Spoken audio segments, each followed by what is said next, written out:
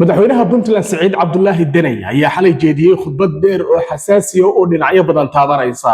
waana khudbadiisii saddexaad ee uu jeediyay tan iyo markii uu bilowday dagaalka ay Puntland ku qaaday kooxda Daacish oo iminka meel gabagaba maraya madaxweynaha Puntland Saciid Cabdullaahi Danay ayaa xalay waxa uu ku dhawaaqay in wajigii labaad ee dagaalka Daacish uu soo dhamaaday isla markaana si toos ah maanta loo bilaabayo wajiga saddexaad ee dagaalka markaasi kooxda Daacish isla markaana ah dagaal sifayn ah oo firxadka kooxda lagu baacsanayo wuxuuna wajiga labaad ee dagaalku ku ekaa deegaanka Dhazan oo maalin ka hor ay ciidamada Puntland gacanta ku dhigeen halkaas oo ahayd goobaha ugu muhiimsan ee kooxda khudbadda madaxweynaha Puntland oo xalay jeediyay ayaanu barnaamijka ku qaadaa dhigi doonaa muuqaalkana loo like channelkana subscribe saara kuna soo dhawaada warbixintan oo ku soo koobayno nuxurka khudbaddii madaxweynaha Puntland waxyaabaha uu ka hadlay iyo waxyaabaha laga dhadhansan karay khudbadiisa haddii aan ku bilaabo waxa uu sheegay in wajigii labaad ee dagaalka Daacish uu dhamaaday kii saddexaadna uu bilaabay wajigiisa saddexaad ee dagaalka isagoo hadlaya bilaabashada dagaalka wajigiisa saddexaad oo xalay ku dhawaaqay bal qayb ka mid ah khudbadiisa aan idin dhageysiyo madaxweyne Saciid Cabdullaahi Danay waxaan rabaa maanta inaan halka uga dhawaaqo in wajigii labaad uu soo gabagaboobay sidoo kaleetana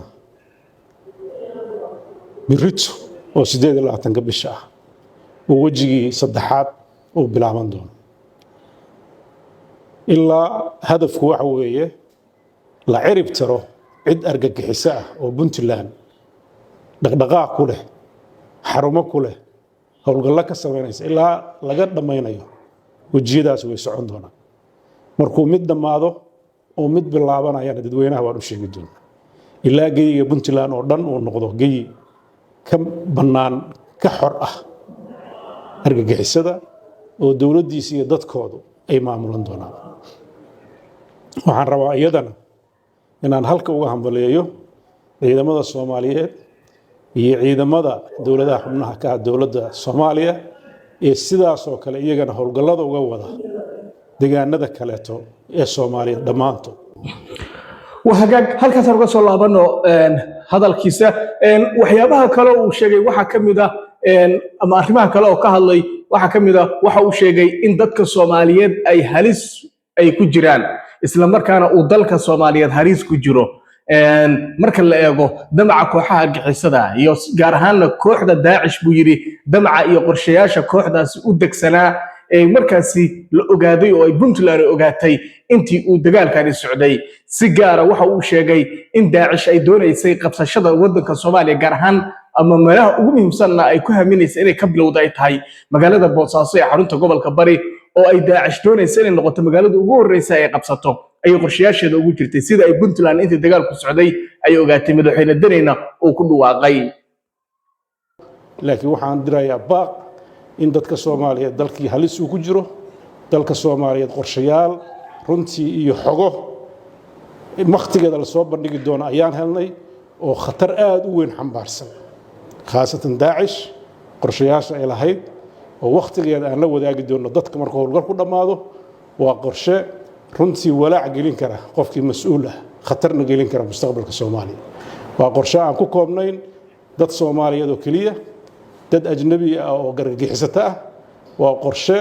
runtii aan rabin halka inaan ka faahfaahiyo oo khatartiisa leh oo u baahan in si mug leh looga fiirsado watahay sidoo kale madaxweynaha Puntland Saciid Cabdullaahi Danay ayaa fursad siiyay Soomaalida ka tirsan kooxda Daacish waa fursad weyn ayuu siiyay kooxda Daacish Soomaalida ka tirsan ee u adeegta oo ay markaas uu sheegayba in ay ku jiraan ama isagu ay og yihiin ama Puntland ay og tahay dadka la shaqeyn jiray oo ay faylkooda iyo magacyadooda hayaan isuguna jiraan dadka foolaadka bulshada oo culimo ganacsato isimo iyo dad kala duwan ay ku jiraan madax dhaqameed siyaasiyiin iyo cid walba ay ku jirtaan isla markaana ay Puntland hayso liiskooda wuxuu sheegay kuwaas ay liiskooda hayaan hadday iminka soo hadlaan 7 bari bay siisay Puntland oo 7 bari u qabatay marka inay 7 bari ayuu madaxweyne Danay sheegay ay u qabteen dadkaas iyaga ee Daacish la shaqaysanayay in ay fursadaas haystaan haddii isu soo dhibaana la cafin doono haddii kalena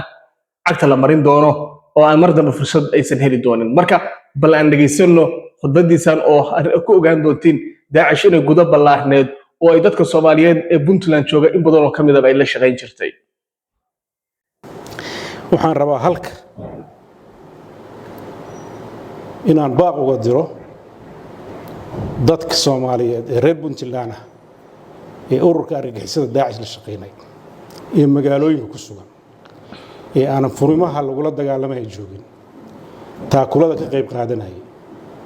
dadka lacagaha ka qaaday dadka gudbinay iyaga ku soo degayay shirkadaha u furto ganacsadada ka dhigay qaxootiga ka dhigo guryaha dejiyay dadkaas waxaan rabaa inaan ugu baaqo muddo 7 casho ah inay laamaha amniga la soo xiriiraan inay hawshaas ka baxeen cadeeyaan liisaskooda waan haynaa magacyadooda waan haynaa 7 bari gudahood ciddii ku imaan weydo dawladdu tallaabo sharci ka qaadi doonto dadkaas waxay isugu jiraan dhaqan waxa ku jira culimo waxa ku jirta ganacsato waxa ku jirta dad kaleeto oo bulshada jaah ku leh oo noocyo kala duwan halka aan ku faahfaahin doono 7daas bari waxaan ugu talagalnay annagu ilaalinayna mustaqbalka dalkeena iyo dadkeena fursadaas inaan siino khaladka ilaahay baa khaldama ah ninkii khaladkiisa ka soo noqda dadkiisu waxay rajaynaynaa iyo dawladdiisu inay cafis fidin doonto waa hagaag marka inta laga yimaado wuxuu madaxweynaha Puntland u mahad celiyay saaxiibada Puntland ka taageeraya dhanka dagaalka gaar ahaan duqeymaha Imaaraadka Carabta ayuu si gaar ah ugu mahad celiyay waxa kale uu mahad celiyay Mareykanka Ethiopia iyo Kenya oo dagaalka qayb ka ah isagoona sheegay in dalalkaas ay yihiin kuwa muhiim u ah dagaalka isla markaana xilli loo baahnaa Puntland dagaalka kala qayb qaatay waxaan si gaar ah rabaa inaan ugu mahad celiyo dalalka sida tooska ah shaqadaas uga waday oo runtii ugu horeyso dalka Imaaraadka Carabta oo doorka ugu weyn lahaa dalka Mareykanka Ethiopia iyo Kenya oo ahaa dalalka runtii hadday tahay xog iyo hadday tahay xeeladba gacanta ka geysanayay sidii uu howlgalkaas uu miro dhali lahaa dadka Soomaaliyeed meel kasta ay joogaan shaqada la qabanaya shaqo Soomaaliyeed bay shaqadaas Soomaali